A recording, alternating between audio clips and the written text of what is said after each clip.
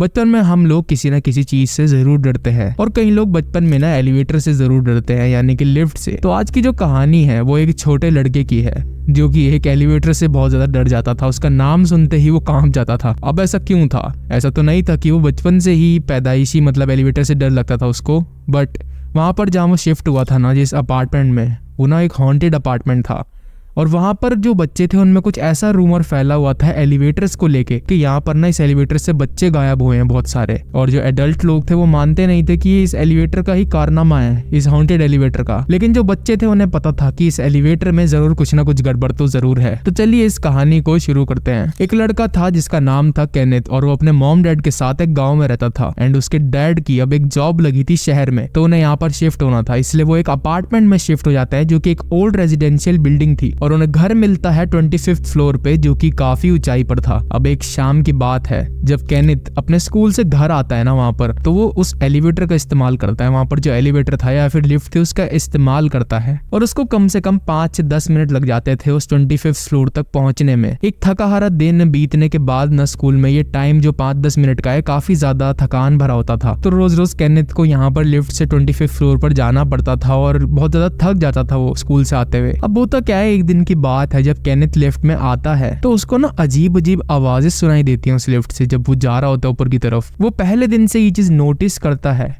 कि जब भी वो इस एलिवेटर में कदम रखता है तो उसको एक फीलिंग आती है उसके मन में कि कोई ना कोई तो उसको जरूर देख रहा है। उसको हमेशा ही ऐसा लगता था कि उसे अजीब अजीब आवाजें सुनाई दे रही हैं इस एलिवेटर से। हालांकि शुरू में तो उसे लगा कि मेरे दिमाग का वहम ही होगा ये, पर अब धीरे धीरे करके ये डर उसका बढ़ता जा रहा था क्योंकि अब उसे आवाजें बिल्कुल ही क्लियर सुनाई देने लग गई थी। एक शाम जब केनेथ अपने स्कूल से वापस आ रहा था तो उसने देखा कि बहुत सारे लड़के ना उसके जो नीचे वाले फ्लोर्स में रहते थे या फिर आसपास वाले पड़ोसी, वो लोग ना इकट्ठा हो रखे हैं सारे बच्चे, और वो लिफ्ट का यूज नहीं कर रहे हैं बल्कि वो स्टेयर्स यूज कर रहे हैं। आखिर 22वीं और 23वीं मंजिल तक जाने के लिए भी कौन आखिरकार स्टेयर्स का यूज करेगा? ये तो काफी ज्यादा थकाने वाला काम होगा। तो वो उन बच्चों से जाकर ना बात करता है। तो जो बच्चे हैं ना वो बताते हैं कि इनको ना इस लिफ्ट में बहुत ही अजीबोगरीब आवाजें आती रहती हैं। ऐसा लगता है कि कोई हल्की हल्की आवाज में ना कुछ तो कह रहा है और इनको लगता है कि हमेशा ऐसा लगता है इन्हें कि कोई ना कोई इनको देख रहा है। लेकिन एक बात है, जब भी हमारे मॉम डैड हमारे साथ होते हैं तो ये एक्सपीरियंस हमें होते ही नहीं है। और माना जाता है कि जब तुम यहाँ पर शिफ्ट हुए थे ना कहने, तुम्हारे आने से कुछ समय पहले ही यहाँ पर एक लड़का गायब हुआ था।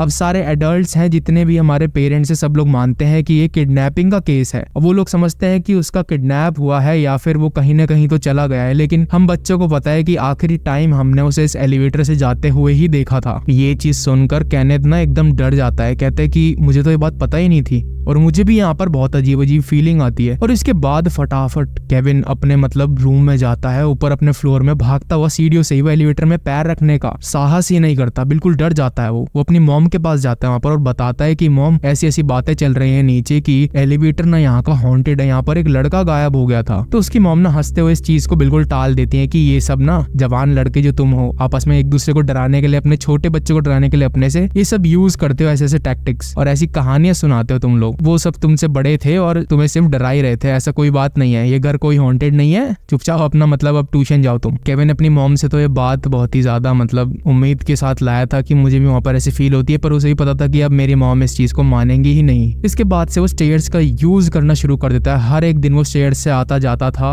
और उसको ना ये इतना ज्यादा थका देता था कि आप पूछो मत। 20 मिनट तक लगातार वो सीढ़ियों में ऊपर नीचे करता रहता था। ये बहुत ज्यादा थकाने वाला काम था उसके लिए, लेकिन फिर भी वो क्या करता। लेकिन जब भी उसके पेरेंट्स उसके साथ होते, उसके मॉम या डैड, तो वो मतलब एलिवेटर का यूज कर लेता था, उसको कोई दिक्कत नहीं थी क्योंकि उस समय उसके साथ कुछ ऐसा होता ही नहीं था। अब एक शाम की बात है जब केनेथ फुटबॉल खेल कर आ रहा था ग्राउंड से। वो इतना ज्यादा थक चुका था कि आप पूछो ही मत। उसे एक तो बहुत ज्यादा प्यास भी लग रही थी और सीढ़ी का ख्याल सोच के ही वो बहुत ही ज्यादा डर जाता है कि इतनी सीढ़ी चढ़नी पड़ेगी भी मुझे, एलिवेटर का मैं यूज भी नहीं कर सकता। लेकिन जैसे ही वो अपने अपार्टमेंट के नीचे पहुंचता है तो वो एकदम उसका मतलब मुंह था ना वो खुशी से खिल जाता है क्योंकि वो देखता है कि उसकी जो मॉम थी वो वहां पर खड़ी हुई थी, सामान लेकर कुछ ग्रोसरी शॉपिंग कर आ रही थी। एंड जब ही उसी समय उसके पापा का फोन आ जाता है, उसके डैड का फोन आ जाता है कि केनेथ तुम कहाँ पर हो, तुम्हारे स्कूल से एक नोटिफिकेशन आई है मुझे, लेकिन वो ना मेरे फोन पर खुल नहीं रही है, तो मैं जब घर आऊंगा तो तुम अपने मॉम के फोन पर मुझे खोल के दिखा देना वो। तो केनेथ कहता है कि हाँ मैं डैड अभी मॉम के साथ ही हूँ एंड जस्ट मैं ऊपर जा रहा हूँ अभी, फुटबॉल खेल कर आया हूँ, मैं घर जाकर आपको वो चीज मतलब उसका स्क्रीनशॉट भेज दूंगा। एंड इसके बाद केनेथ अपनी मॉम के साथ उस एलिवेटर में फटाफट से चला जाता है। जब वो एलिवेटर में जाता है तो वो ये चीज नोटिस करता है कि एलिवेटर की लाइट ना खराब हो चुकी थी। जितनी भी एलिवेटर के अंदर रोशनी दिखाई दे रही थी वो बाहर की लाइट से पड़ रही थी। गेट बंद होता है एलिवेटर का, एलिवेटर ऊपर जाना शुरू करती है। जैसे ही वो 5वें फ्लोर तक पहुंचते हैं तो उसको दोबारा से वो आवाजें सुनाई देती हैं, जैसे कि कोई उसका नाम ले रहा हो,